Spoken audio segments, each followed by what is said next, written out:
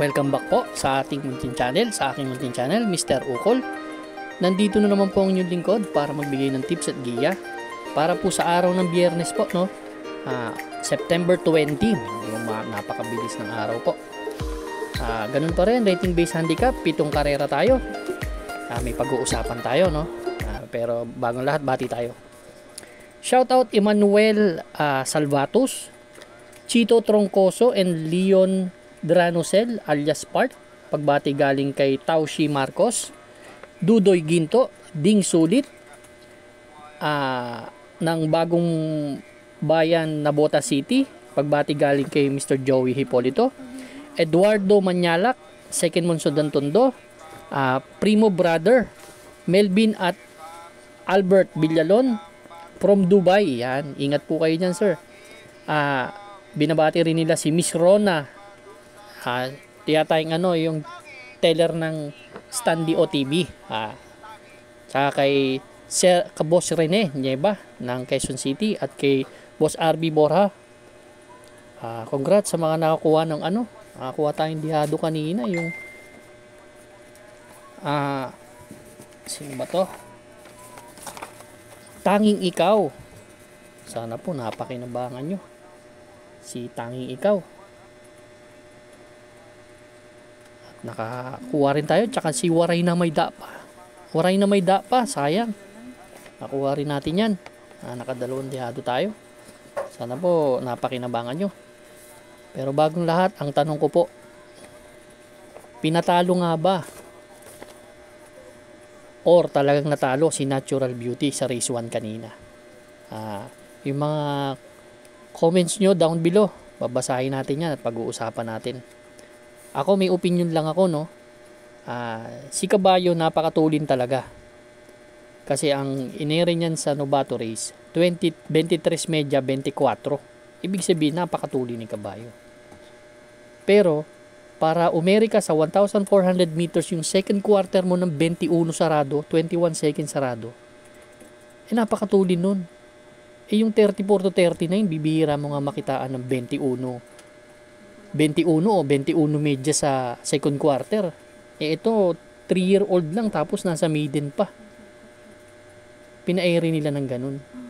Para sa akin, dapat hindi nila binigyan ng ganung kabilis. Yun yung isang factor kaya natalo o yun yung big factor kaya natalo. Sinadya ba o hindi? Hindi natin alam. Pero sa akin, hindi ako nagbibintang, yun ang kinatalo niya, yung 21 media nung second quarter. Ang ere 21 14 21 media. Biruin nyo sa 700 meters meron siyang 45 seconds. Napakatulin nun, At 35 seconds napakatulin po nun. 14 tsaka 21. Kaya para sa akin yun ang kinatalo niya. Kaya kayo, yung comment down below kung talagang paano natalo. Opinion ko lang po yun. Tips na po tayo, no? Race number 1, ito po yung start ng ating winner take all event, covers races 1 to 7. Meron tayong 7 kalahok dito, distansya po 1,200 meters, 16 to 21 split itong grupo na to. Dito ang first choice ko yung number 3 na si Aliana. Si Aliana last September 7, segundo to kay Agaron, inabot ni Agaron to, may nagtala na 129. Pero ang basa ko dito parang walang lucha at kung basa ang pista maganda itatakbo nito. Kasi nananalo ng basa ito si Aliana. Yan po ang aking first choice. Second choice ko yung number 6 na si Hot Legs. Although umakyat ng grupo to, pero galing po ito sa tatlong sunod na panalo. Last September 7 nanalo to si Bohemian tsaka si Alasabon ang tinalo po. Medyo mabigat na po yun, Bohemian and Alasabon 128 and a half. Pero may 1.15 yan nung nanalo yan ng August 21 sa 1,200 meters. So tatlong sunod na yan, same rider ang sasakay, may panalo sa akin. Third choice ko yung bagong baba, si Bad Boy MJ, na tingin kong pwedeng malyamado or outstanding dito. Galing to sa 22 to 27. Third choice ko lang siya. Kayo na pong bahala. Race number 1 po ang first choice, number 3 Aliana. Second choice number 6, Hot Legs. Third choice number 4, Bad Boy MJ. Good luck po. Race number 2 na po tayo, bayang kararista. Pick 6 event covers races 2 to 7. 6 na kalahok, distansya, another 1,200 meters.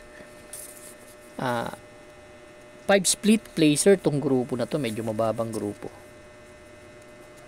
Dito nakikita ko 4 ang matulin.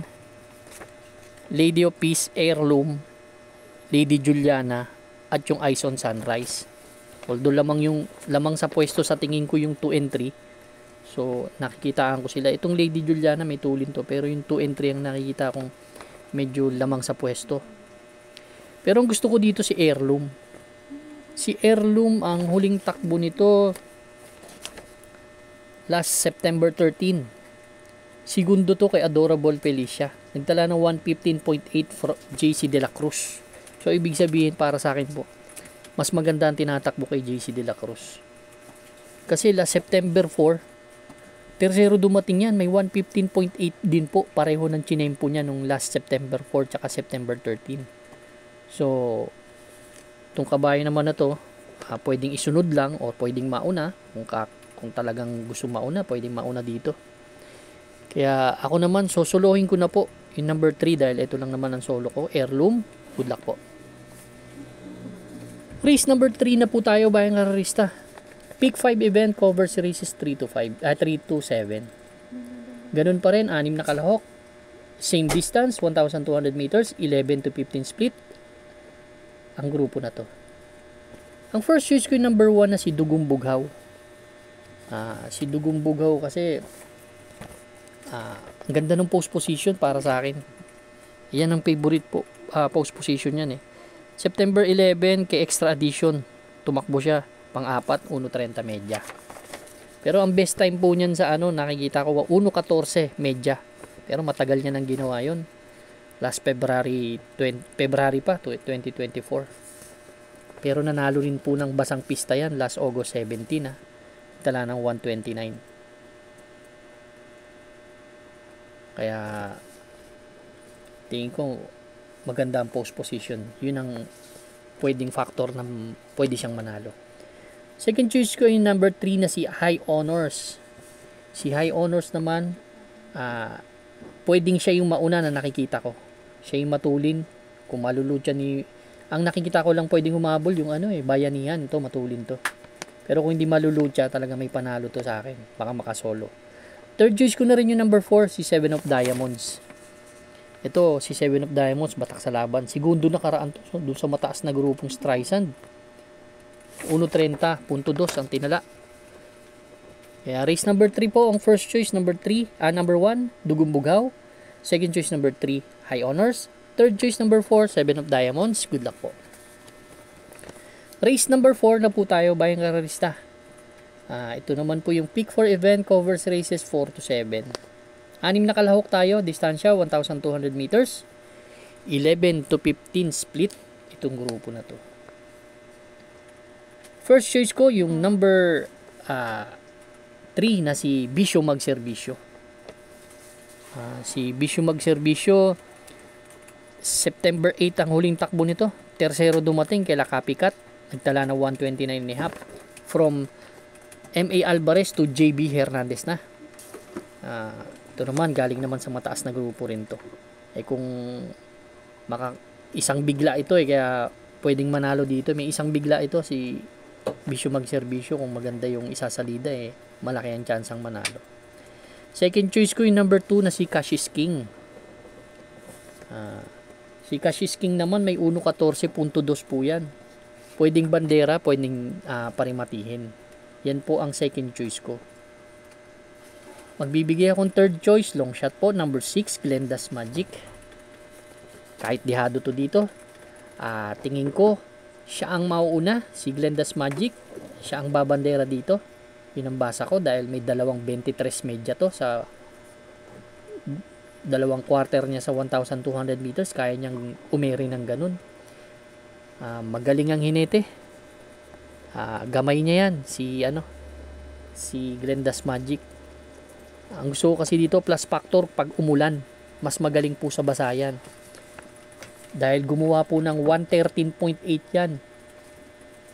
Tsaka isang 113.6 sa 1,200 meters last December 2023. Yan po ang pero galing po sa panalo yan last August 21 si Heroes of Caloocan tinalo sa 1,200 meters. Mas marami pong panalo sa 1,200 meters yan. Kaya may tsamba sa akin.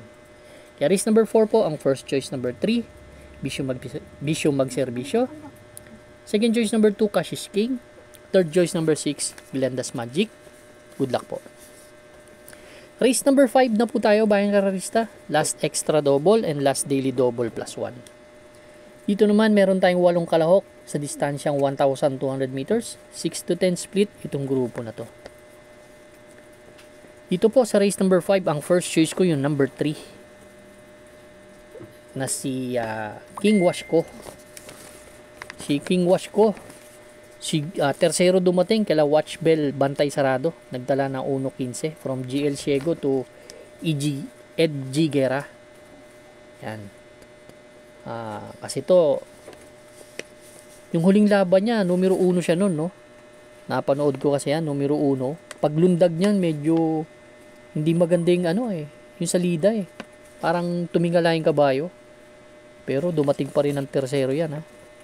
Tercerong dikit. Dito kung makakalabas ng maganda, may chance manalo to. Second choice ko yung nakikita akong yamadong-yamado dito, yung Pay the Lady. Si Pay the Lady naman, last September 6, tercero dumating to kala Buntay Shore, siya yung bumandera doon, 115.6, same rider ang sasakay. Ito naman, pag hindi naman nila nalutya, or nakabuo talaga ng ere, maganda sinalida, nakikita ko naman wala talagang lulutya. Pwede makatapos to. Kaya yan ang second choice ko. Third choice ko yung number 4 na si Blame the Ghost. Bagong baba naman po ito. Nag-average ng 129 sa 1,400 meters to. Pang-apat dumating kila Guerrero Warriors nakaraan, 129 in a fraction. Ito dating may tulin tong kabayo na to, although maliit na kabayo to pero mahusay to. Race number 5 po, ang first choice number 3, King Washko. Second choice number 7, Pay the Lady. Third choice number 4, Blame the Ghost. Good luck po. Race number 6 na po tayo, bayang kararista, the penultimate race. Dito meron tayong 8 kalahok.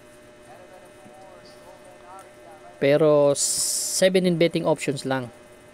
Karera na to. 1,200 meters, 22 to 27 split tong grupo na to. First choice ko po, number 3, Money for Bifani. Si Money for Bifani, last August 30, tumakbo to. Tercero dumating kila Miss Hibiki. Tercerong dikit yan, 1.27 ang tinala niyan. 22 to 27 din ang pero may 113.6 yan. Tingin ko kasi itong kabayo na to medyo pwedeng bandera, pwede rin parimatihin. Ngayon nasa condition to, tingin ko malaki ang chance ang manalo sa akin ito. 22 to 27 din naman ang tinakbuhan yan. Pag hindi siya pinakialaman ni Ginebra, malaki ng chance ang manalo sa akin ito. Second choice ko yung number 5 na si Amor My Love. Ito tumatakbo ng stakes race to, no? Alam naman natin to, pag kinalabit tong kabayo na to, Rabano stable may husay yan. Say stakes race sumasali yan. Kaya yan ang second choice ko. Third choice ko yung Krugerrand. Galing to sa bagong baba ito. 28 to 33 pero galing ng 34 to 39 yan, no. Ito naman, tong kabayo na to, may tulin. Yan, may tulin, may remate. Ganda ng post position. Pag rumimati sa balya, tuloy-tuloy yan. Yeah, race number 6 po ang first choice. Number 3, Money for Bifani. Second choice, number 5, Amor My Love. Third choice, number 1, Krugerrand. Good luck po. Race number 7 na po tayo, bayang kararista. Last and final race natin for Friday racing. Friday night racing. 8 kalahok. 1,200 meters, 6 to 10 split. Paratingan po ng ating mga exotics. Winner take all, pick 5, pick 6, pick 4. Last extra double and last daily double plus 1. Ang first choice ko po dito yung number 4 na si Let It Shine. Ang gusto ko lang dito kay Let It Shine nakasunod sa laban na to. Pwede siyang sumunod sa laban na to at kumuha ng harapan. Yan ang basa ko sa kabayo na yan. 6 to 10 split din naman ang tinatakbuhan yan. Yan po yung aking first choice. Tingin ko kung magbabakbakan si Smiling Lady and Call to Honor, andyan dyan si Lucky 322, nakasunod to. Malaki ang chance ang manalo. Second choice ko si Call to Honor. Ito naman, pwedeng mauna to. Kung mauna, dating mataas ang grupo nito Kung kaya niyang unahan si Smiling Lady, may panalo siya. Siguro magbibigay din ako ng third choice yung number 2 si Smiling Lady dahil mas magaling naman ito pag nakikipaglutsahan. Last August 28 po, segundo to kay Awesome Call. Nagtala ng 115.4.